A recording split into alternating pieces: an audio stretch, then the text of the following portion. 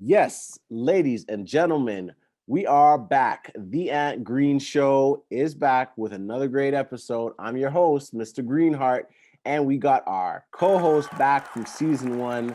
Yes, it happened, ladies and gentlemen. We got them all back. Kenton, Jelanie, Coach Thomas, that is, Harris. We're all back in the building. We're ready to give you another great episode.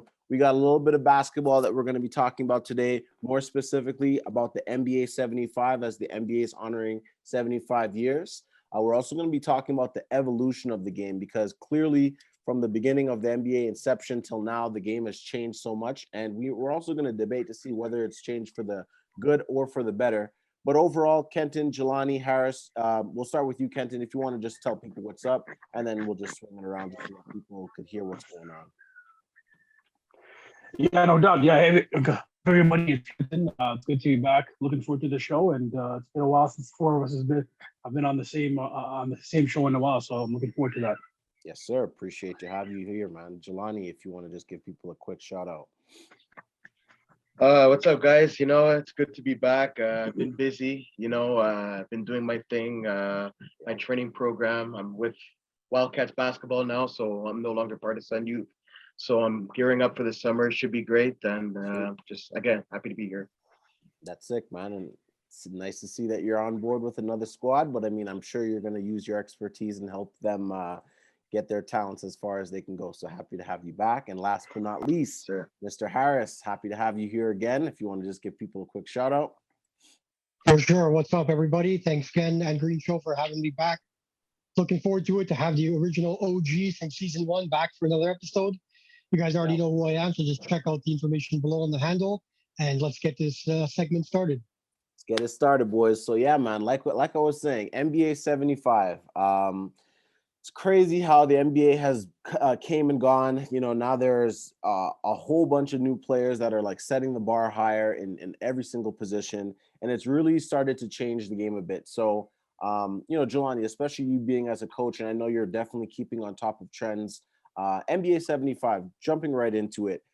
How do you feel about the list? Do you feel like some guys shouldn't have made it? Do you feel like the list was put together pretty well? And then what are your thoughts on how the game, what direction the game is going in? Honestly, I didn't really like the list because of the fact that some of the guys were left out, especially a guy like Tony Parker, who was like 4 rings and whatnot. But you put a guy like James Harden and Westbrook, and what have they really done? So I don't know. I just find that the list in general wasn't really well put together, and some guys that were well deserved were left off that list. And in terms of the game, of course, going back to last season, the game has definitely changed and whatnot. And I don't really pay much attention to NBA as much anymore. I mean, I'll watch the playoffs and whatnot, but in general, I don't really pay attention to the game because I don't like how it is now. It's not your typical old school basketball, the physicality of it, So, and anytime you take physicality out in a sport, it's just not as enjoyable, at least for me. I don't know about you guys, but for me, it's not the same. Yeah, no, I hear you, man. Because the thing is, especially with the technical fouls, the so-called taunting, you can't get in the guy's face. You can't really bring that same competitive spirit. You have to kind of hold it back because it's so much of a business now. So I see exactly what you're saying in terms of, you don't get that physical, guy mano a mano, like you're really going to see a slugfest. It's more of like, touch fouls here and there. I don't know, Kenton, are you seeing it the same way? What are your thoughts? NBA 75 lists? Because I know there was especially like Jelanie was saying, Tony Parker, how do you leave a guy like that off the list? And guys like Westbrook, mind you, Westbrook has accomplished some really good feats in the NBA. But just to get your thoughts, Kenton, on what you think about the list and the evolution of the game. Yeah, me personally, I thought there was a lot of. There was quite a few names on the list that I guess because of the age gap, I wasn't too familiar with. Mm-hmm. A lot of guys like pre, 1975, who you know what I mean. A lot of guys I didn't really know of. Or get to watch in that yeah. Exactly, to that extent. But I mean, overall, I was okay with the list. There was just a few names that I thought could have been added. A few guys that I thought maybe were a little bit prematurely added to the list. I think a guy like Anthony Davis. I know he's a great talent. He's a talented player, but at the same time, I don't feel like he's done enough to be on the top 75 list just yet.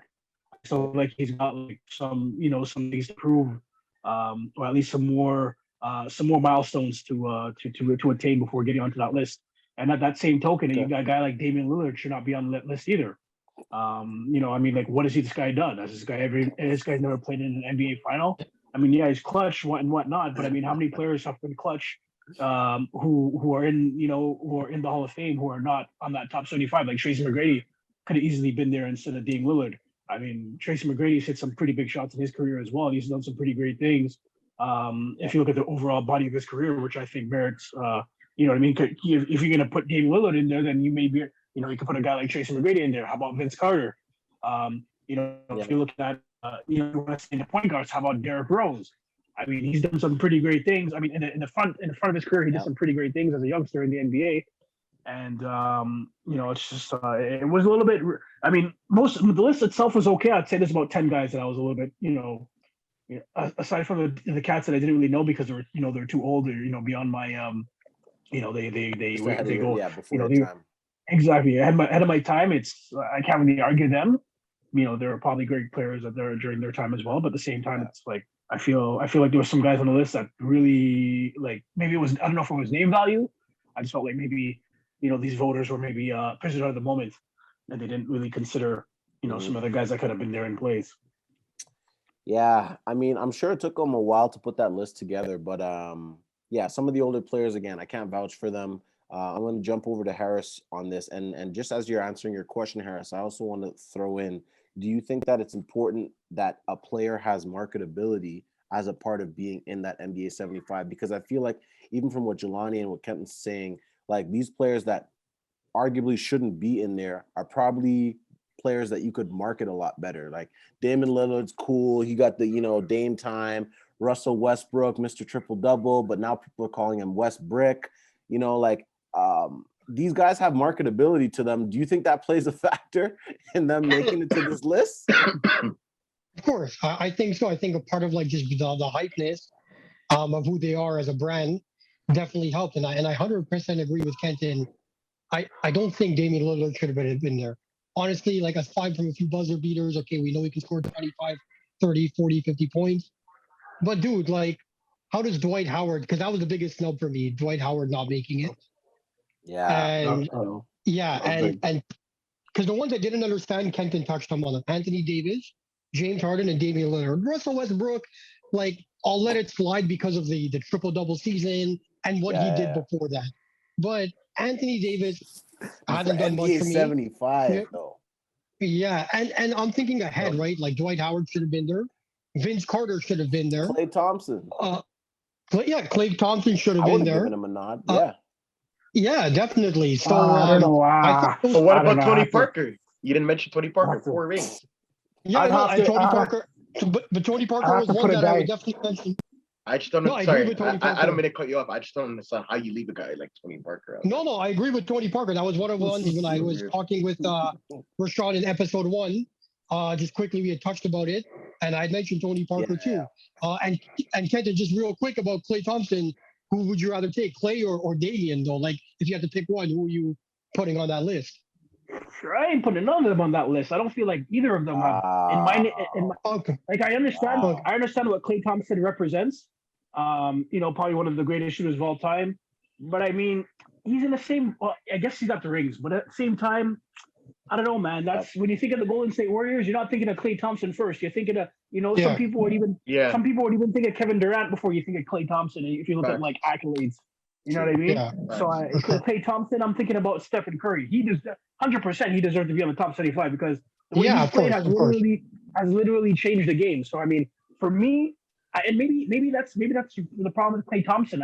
Every time you can't think of Klay Thompson and not think of Steph Curry, and I think that kind of it sets him back as a player because people are looking at them as a package, and 9 times out of 10 they're looking at Curry first before Klay Thompson because Curry's kind of he's got the marketability. He's done most 3-pointers in NBA history. Right. So I think it's kind of a detriment to Klay Thompson. But in terms of the top 75, I definitely wouldn't have him in the top 75.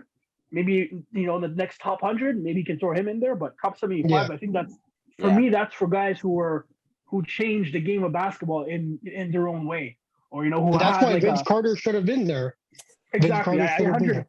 I agree I with know. Vince Carter. I agree with Tony Parker, but again, he gets overshadowed by guys like Tim Duncan, David Robinson, all those other great talented players he played with. So I mean, Right. it's easy for people to overlook Tony Parker and what he's done because of all the great players that he's always been around throughout his career. Kawhi Leonard, another guy. You know what I mean? And it's not to say that the Spurs didn't get no love. They got mad love in the top 75. It's just Tony Parker had to be left off, I guess. For sure. Yeah, For sure. I want to. But so that's my take on the 75. Yeah, go ahead.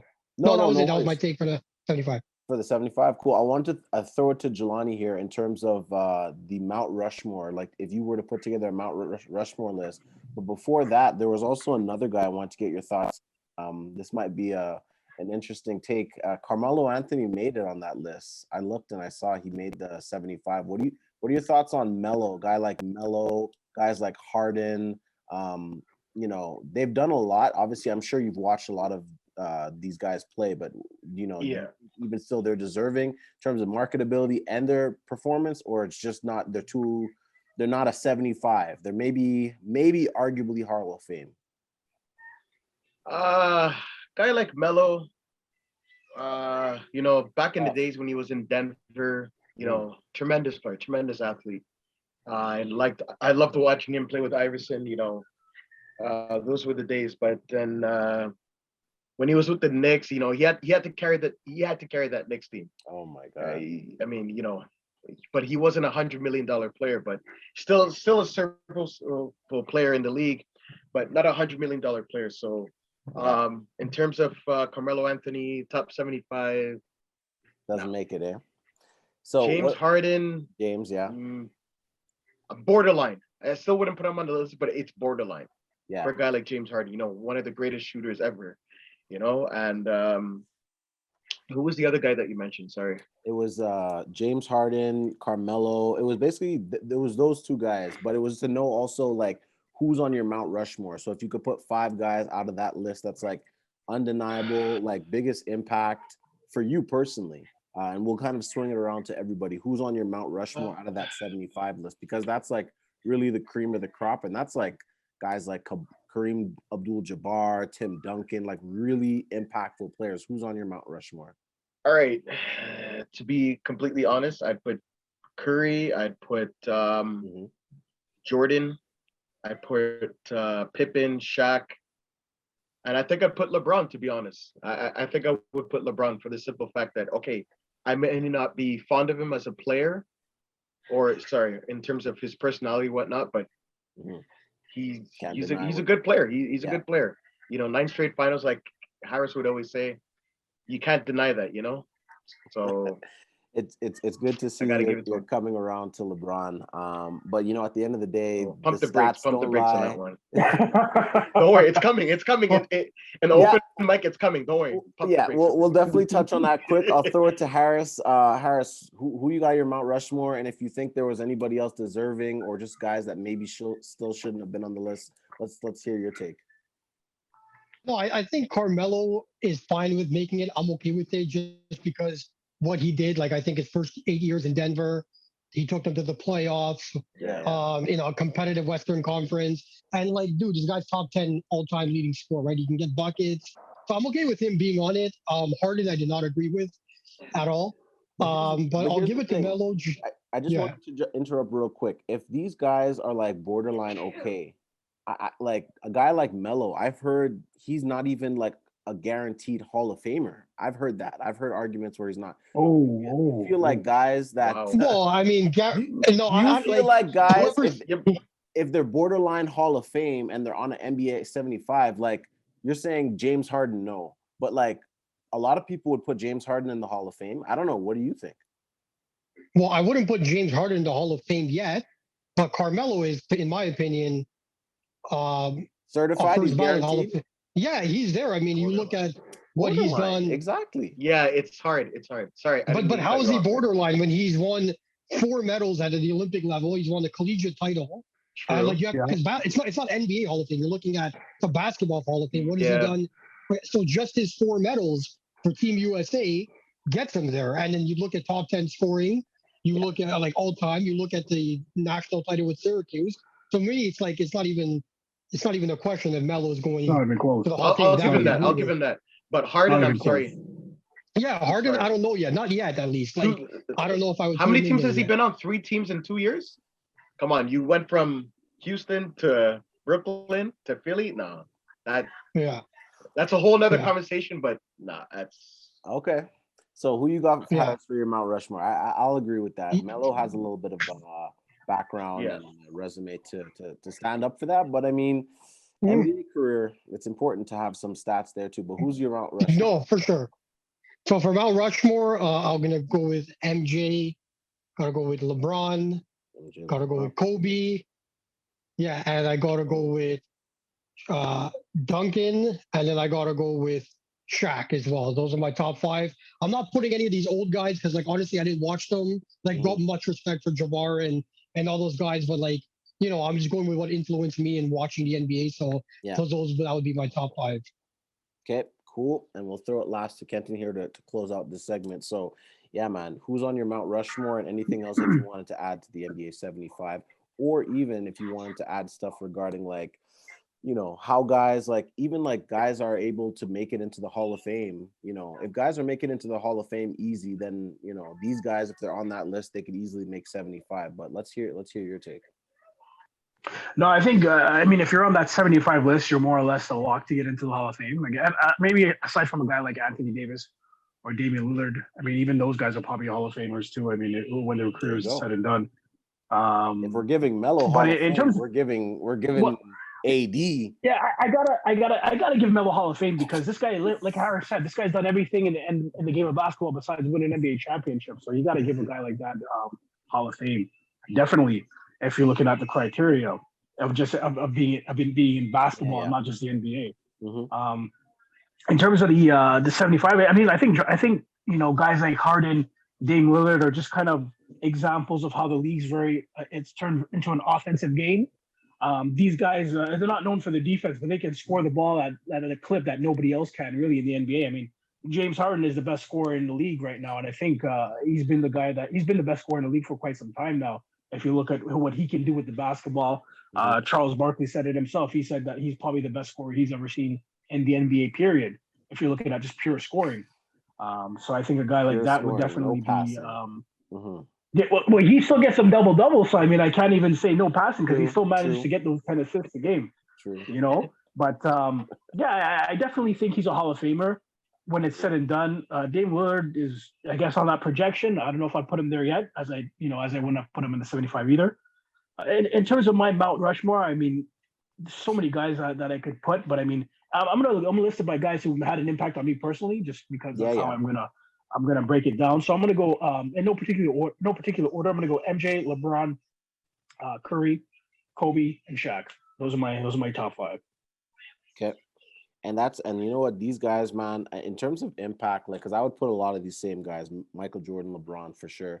A guy like Curry, as much as he's the greatest shooter of all time, like, I just really think the impact on the game that he's had is a good one, but it's also a gift and a curse because kids now growing up, like, I don't know, Jelanie, about you in terms of coaching. I'd love to hear your perspective and get everyone else's take.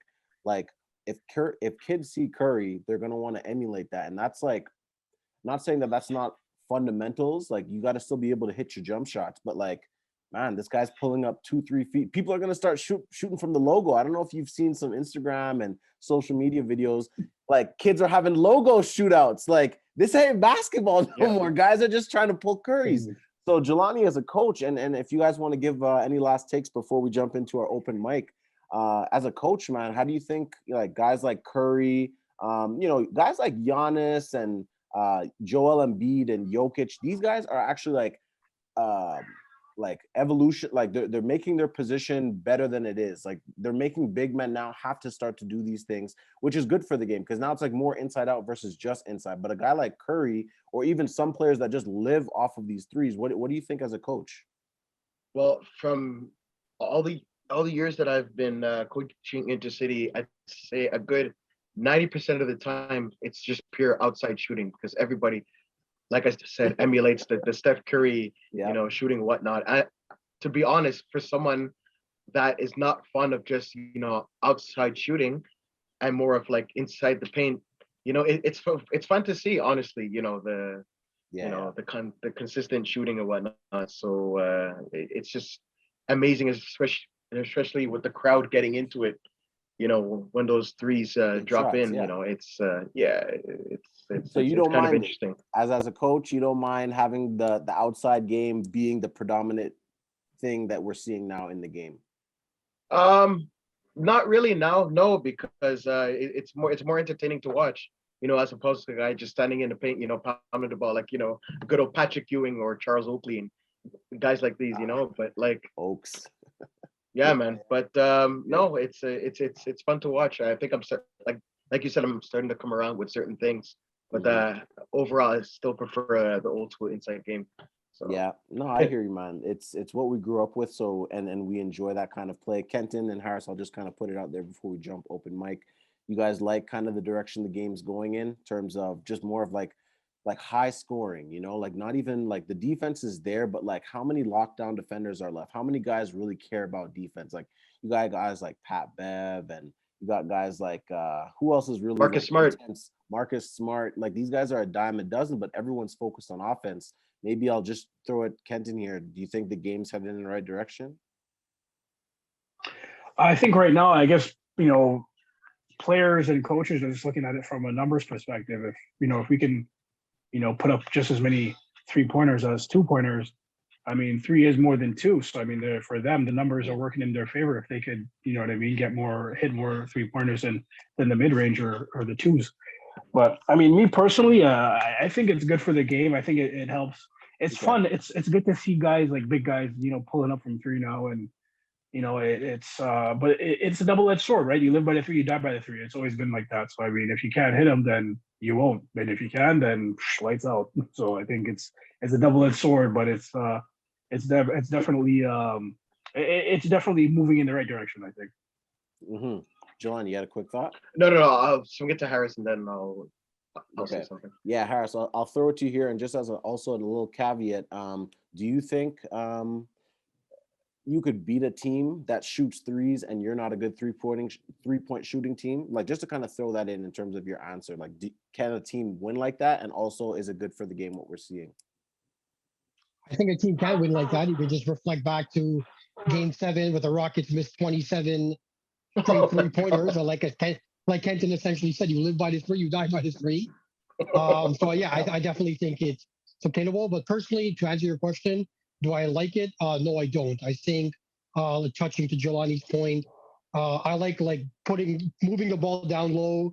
Like it irritates me when I see Anthony Davis standing at the top of the key, like post up, get on the block, work some magic, like work the in and out game. And touching earlier on the segment just about the game and the physicality, like, dude, man, a slap on the wrist, you get a technical foul. There's no more barking anymore. It's really like slowed down, and I don't like that.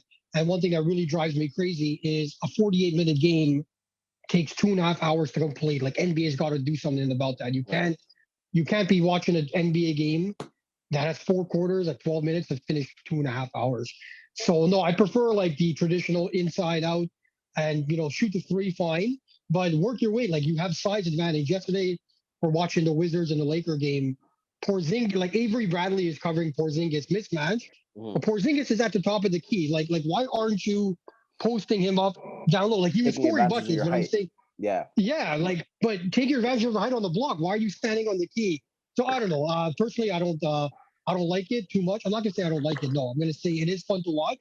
Definitely, like, you know, launching threes. But if I'm a coach and like my go-to is, okay, post the ball, especially if you have someone like Anthony Davis, like why you have him standing at the 3-point line? So that's it. So I don't know. It kind of concerns me that some of these big men are on that. But yeah, over to you, July. I know you had something that. Okay, I know this is off topic, but since we're talking about 3-pointers, did you guys see that 3-pointer by Westbrook against the T-Wolves? Oh, all backward. Yeah. The thing, yeah. Well, Well, how about that one he hit against Toronto to send it into overtime? This guy thought it was like this guy won the Oh. NBA championship or something, man. This guy Yeah, was that celebrating. was funny. That was good to see. Yeah, honestly, like it really, like that was probably the first 3-pointer he's hit in like 2 months, and you really got that idea because this guy was celebrating. Like, yo, this guy was celebrating. Like, He was like holding his back. running Man. He back. was holding back. He was flexing and everything, yelling. Yo, I'm telling you, man, this guy was in Toronto. You could hear him from Montreal yelling on the court, man. This guy was like so ecstatic about it. Man. It's crazy. This guy's Nah, jokes. nah. I'm telling you, it's crazy how this guy's night and day. The Lakers got to live and die with who he is. But let's jump into the open mic here, guys. So I'll just leave it as an open floor. Maybe we'll even, if Jelanie, if you feel really compelled to start, but let's just throw it like this. So what have you guys liked so far in the season? What do you like leading into the postseason? What are you happy that you saw? Disappointed in certain teams? Jelanie, if you want to jump in, go right for it. Honestly, I'm not a fan of Joel Embiid, but this guy is he just lights out right now. Yeah. Like he deserves the MVP. If he doesn't get it, then there's a collusion in the NBA. There's that. Okay. There's the fact that DeJounte Murray, who I have in basketball fantasy, by the way, he's stepping up. Like the Spurs they're on the rise. Shout outs. Yeah. I'm happy that the Celtics, number one ranked defense.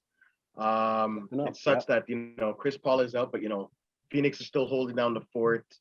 And honestly, it's just everything's just overshadowed by the Lakers because it just gets better and better and better every single week. No offense, Harris, but this is just comedy relief for me.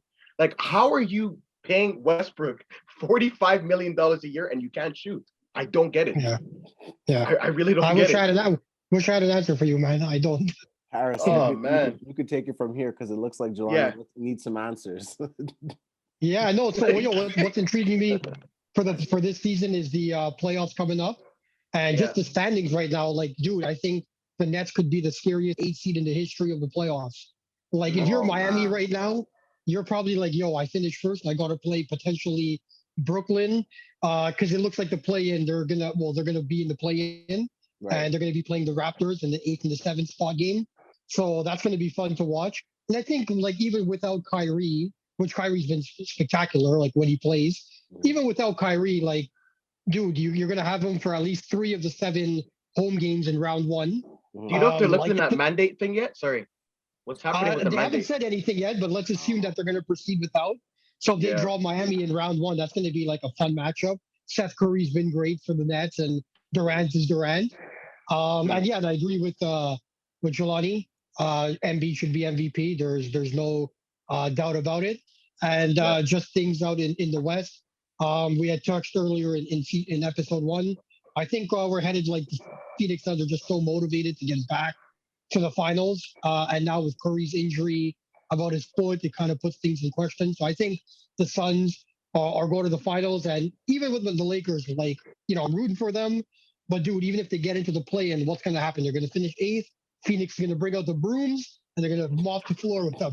Like, hey, you said it yourself, brother. You said it yourself. No, but dude, it's reality. Like, LeBron's like extorting himself just to get into the play-in. At his age, it's not sustainable. He's going to probably get hurt.